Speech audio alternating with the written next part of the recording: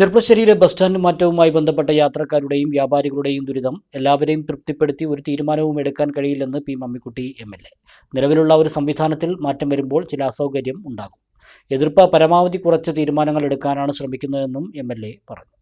അതിനൊരു വിഷയം എന്താണെന്ന് പറഞ്ഞാൽ ഏതൊരു വിഷയം വന്നാലും അതിൻ്റെ ഭാഗമായി ചില അസൗകര്യം ഉണ്ടാവും ഇല്ലേ? അത് സ്വാഭാവികമല്ലേ? ഒരസൗകര്യം ഉണ്ടാവും. അത് ഒരു പ്രകൃതി നിയമമാണ്. നിലവിലുള്ള എസ്റ്റാബ്ലിഷ്മെൻ്റ് അല്ലെങ്കിൽ സംവിധാനത്തിൽ ഒരു ചെറിയ ഇളക്കം വരുമ്പോൾ ആ സംവിധാനം വെച്ച് രൂപപ്പെടുത്തിയ സൗകര്യങ്ങൾക്ക് തകരാറ് വരുമല്ലോ. അപ്പോൾ എല്ലാ ആളുകളെയും അതിനെ സംബന്ധിച്ച് ബോധ്യപ്പെടുത്തി തൃപ്തിപ്പെടുത്തി ചെയ്യാൻ കഴിയില്ല. അപ്പോൾ ഈ ബസ് സ്റ്റാൻഡ് പൊളിച്ചു മാറ്റുക എന്നുള്ളതാണ് പരമപ്രധാന ഒരു കാര്യം. എല്ലാ ബസ്സും പഴയ മാതിരി ഇവിടെ വന്ന് തിരിച്ചു പോകണമെന്ന് പറഞ്ഞാൽ അത് നടക്കണ കാര്യമില്ല. അപ്പോൾ ചില ബസ്സുകൾ അവിടെ വന്ന് നിർത്തി പോകുമ്പോൾ എന്താ വെച്ചാൽ അവിടെ നിന്ന് ഇങ്ങോട്ട് വരേണ്ട ആളുകൾക്ക് ബുദ്ധിമുട്ടുണ്ട്. ടൗണിലേക്ക് വരുന്ന ചില ആളുകൾക്ക് ബുദ്ധിമുട്ട് നടന്ന് വരണ്ടേ, അല്ലെങ്കിൽ ഓട്ടോറിക്ഷയ്ക്ക് വരണ്ടേ. അതിപ്പോൾ അതിന് വസ്തുതാപരമായി എന്തെങ്കിലും പ്രശ്നങ്ങളുണ്ട് വീണ്ടും ചർച്ച ചെയ്ത് പരിഹരിക്കാൻ വേണ്ടിയിട്ട് ഞങ്ങൾ ഇടപെട്ടിരുന്നു.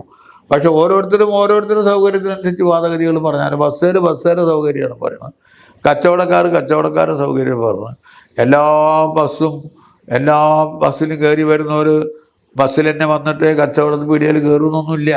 പക്ഷെ എന്താ വെച്ചാൽ അതിൻ്റെ പ്രയാസം ഉണ്ടായിട്ടുണ്ടാവും ചിലപ്പോൾ ഇതിൻ്റെ ഒരു തരം മാറ്റത്തിൻ്റെ ഭാഗമായി വന്നിട്ട്. ഇപ്പോൾ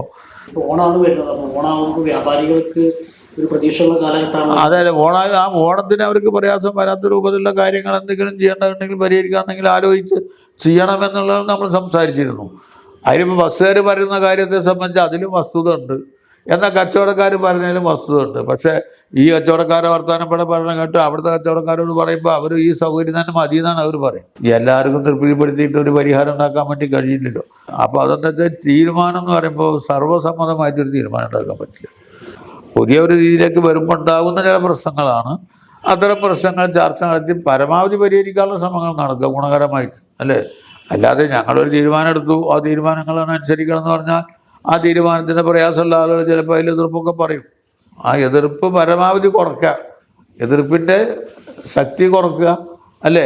പക്ഷേ എന്താ വെച്ചാൽ കുറച്ചും കൂടി നമുക്ക് പോസിറ്റീവായിട്ട് ചെയ്യാൻ പറ്റുന്ന കാര്യങ്ങൾ ചെയ്യാൻ കഴിയുമെങ്കിൽ അത് ചെയ്യണമെന്നുള്ളത് ഞാൻ അവരോട് സംസാരിച്ചിട്ടുണ്ടായിരുന്നു. Choose it, build it, love it. കോയസ് and building materials, Pattambi road, Cherpulassery.